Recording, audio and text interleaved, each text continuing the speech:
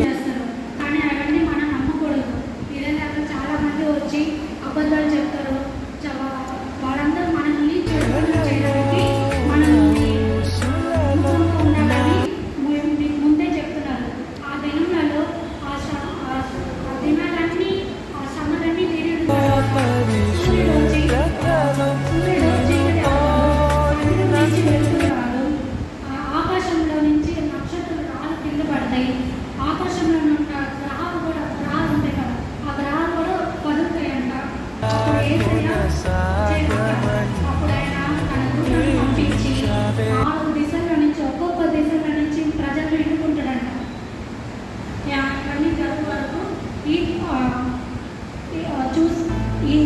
ఈ ప్రజలందరూ ఒక్కటిగా చేస్తారంట. జనాలు ఎన్నుకొని ప్రజలందరినీ ఒక్కటిగా ఎంచుకుంటాడు. ఆ సంఘటన చూసినప్పుడు యేసయ్య